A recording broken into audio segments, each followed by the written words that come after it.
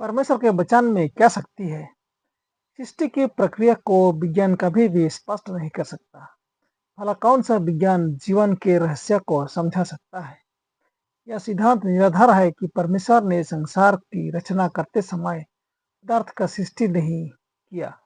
हमारे संसार के सृष्टि में परमेश्वर पूर्व प्रसिद्ध पदार्थ के ऋणी नहीं थे। इसके विपरीत सभी वस्तुएं, चाहे भौतिक हो या आध्यात्मिक, प्रभु यहोवा के वाणी से उनके समक्ष प्रकट हुई और उन्हीं के उद्देश्य से सृष्टि हुई। आकाश और उसमें स्थित समस्त वस्तुएं, पृथ्वी और उसमें की समस्त वस्तुएं केवल उनकी रचना ही नहीं है, वे उनके मुख की श्वास से अस्तित्व में आई हैं। वचन की सृजनात्मक और समर्थनकारी शक्ति। सवाल एक, आकाश की रचना कैसे हुई? भजन संहिता 33 के 6 और 9। आकाश मंडल यहोवा के वचन से और उसके सारे गान उसके मुंह के श्वास से बने। और 9 यह कहता है, क्योंकि जब उसने कहा तब हो गया, जब उसने आज्ञा दी तब वास्तव में वैसा ही हो गया। परमेश्वर के वचन इतने शक्तिशाली क्यों हैं? यूहन्ना 6 का 63। आत्मा तो जीवनदायक है, शरीर से कुछ लाभ नहीं। जो बातें मैंने तुमसे कही हैं वे आत्मा है और जीवन भी है। परमेश्वर का वचन इतने शक्तिशाली इसलिए है क्योंकि परमेश्वर का वचन आत्मा है और आत्मा जीवन है। सवाल 3, पृथ्वी और समस्त ब्रह्मांड इस प्रकार स्थिर है। इब्रानियों 1 का 3 यह कहता है, वह उसकी महिमा का प्रकाश और उसके तत्व की छाप है और सब वस्तुओं को अपनी समर्थ के वचन से संभलता है। वह पापों को धोकर उच्च स्थानों पर महामहिमान के दाहिने जा बैठा। पृथ्वी और समस्त ब्रह्मांड परमेश्वर की समर्थ के वचन से स्थिर है। वही रचनात्मक ऊर्जा जिस शक्ति ने संसार को अस्तित्व में लाया, वह आज भी ब्रह्मांड को बनाए रखने और प्रकृति के कार्यों को जारी रखने में लगी हुई है। वचन मसीह था। सवाल 4, वचन को क्या कहा गया है? यूहन्ना 1:1 आदि में वचन था और वचन परमेश्वर के साथ था और वचन परमेश्वर था। वचन को परमेश्वर कहा गया है। सवाल 5, सृष्टि के आरंभ में परमेश्वर पिता के साथ कौन था? उत्तर के लिए पढ़िए यूहन्ना 1 अध्याय 1 और 2 वचन। आदि में वचन था और वचन परमेश्वर के साथ था और वचन परमेश्वर था। यही आदि में परमेश्वर के साथ था। तो सृष्टि के आरंभ में परमेश्वर पिता के साथ वचन था। सवाल 6, किसके द्वारा सब कुछ बनाया गया था? उत्तर के लिए हम पढ़ेंगे यूहन्ना का 1 अध्याय 3 और 10 वचन। सब कुछ उसी के द्वारा उत्पन्न हुआ और जो कुछ उत्पन्न हुआ है उसमें से कोई भी वस्तु उसके बिना उत्पन्न न हुई। और 10 यहाँ कहता है 10 में, वह जगत में था और जगत उसके द्वारा उत्पन्न हुआ और जगत ने उससे नहीं पहचाना। तो वचन के द्वारा सब कुछ बनाया गया और वह वचन यानी यीशु जगत में था और जगत उसे न पहचाना और उसे मार डाला था। सवाल 7, उसमें यानी वचन में क्या था? उत्तर के लिए पढ़ेंगे यूहन्ना का किताब 1 अध्याय 14 पद। कहता है, और वचन देहधारी हुआ और अनुग्रह और सच्चाई से परिपूर्ण होकर हमारे बीच में डेरा किया और हमने उसकी ऐसी महिमा देखी जैसे पिता के इकलौते की महिमा।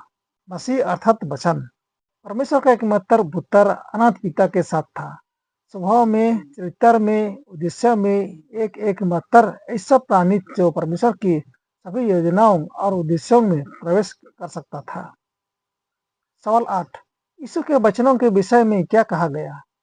उत्तर के लिए पढ़ेंगे मत्ती 7 का 29। क्योंकि वह उनके शास्त्रियों के समान नहीं परंतु अधिकारी के समान उन्हें उपदेश देता था। लूका 4 का 32। वे उसके उपदेश से चकित हो गए क्योंकि उसका वचन अधिकार सहित था। यीशु के वचन अधिकार सहित होता था। सवाल 9, मसीह के वचन की शक्ति के कुछ उदाहरण क्या हैं? नंबर 1, दुष्ट आत्माएं निकले गए, मत्ती 8 का 16।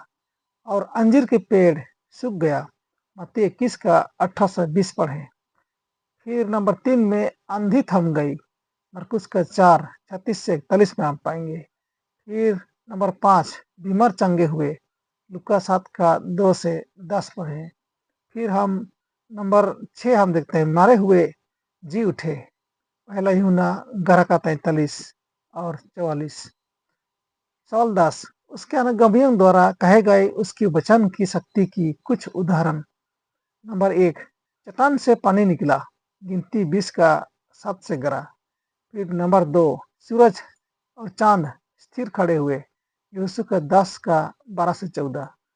फिर नंबर 3, एक बीमार आदमी चंगा हुआ, प्रीतों के काम 9 का 33 और 34।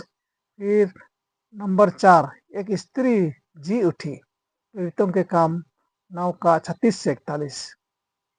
उसके वचन से शुद्ध होना और टिके रहना।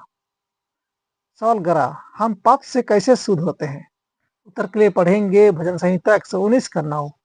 यहाँ इस प्रकार कहता है, जवन अपनी चाल को किस उपाय से शुद्ध रखे, तेरे वचन का पालन करने से। यूहन्ना 15 का 3 है, कहता है, तुम तो उस वचन के कारण जो मैंने तुमसे कहा है शुद्ध हो। हम पाप से यीशु के वचन द्वारा शुद्ध हो जाते हैं। सवाल 12, शुद्ध होने के बाद पाप में फिर गिरने से हम कैसे बच सकते हैं? तो पढ़िए उत्तर के लिए भजन संहिता 119 का गरा। मैंने तेरे वचन को अपने हृदय में रख छोड़ा कि तेरे विरुद्ध पाप न करूं। मत्ती 4 का 4। यीशु ने उत्तर दिया, लिखा है, मनुष्य केवल रोटी से ही से नहीं, परंतु हर एक वचन से जो परमेश्वर के मुख से निकलता है जीवित रहेगा। रोमियो 1:16-17 कहता है, क्योंकि मैं सुसमाचार से नहीं लजाता, इसलिए कि वह हर एक विश्वास करने वाले के लिए, पहले तो यहूदी फिर यूनानी के लिए उद्धार के निमित्त परमेश्वर की समर्थ है, क्योंकि उसमें परमेश्वर की धार्मिकता विश्वास से और विश्वास के लिए प्रकट होती है। ऐसा लिखा है, विश्वास से धर्मी जन जीवित रहेगा। पतरस 1 का 5 कहता है, जिनकी रक्षा परमेश्वर की समर्थ से विश्वास के द्वारा उस उद्धार के लिए जो आने वाले समय में प्रकट होने वाली है की जाती है। सवाल 13, यदि परमेश्वर के वचन का पालन किया जाए तो विश्वासी के लिए वह क्या करेगा? उत्तर के लिए पढ़े यूहन्ना 17 का 17। सत्य के द्वारा उन्हें पवित्र कर, तेरा वचन सत्य है।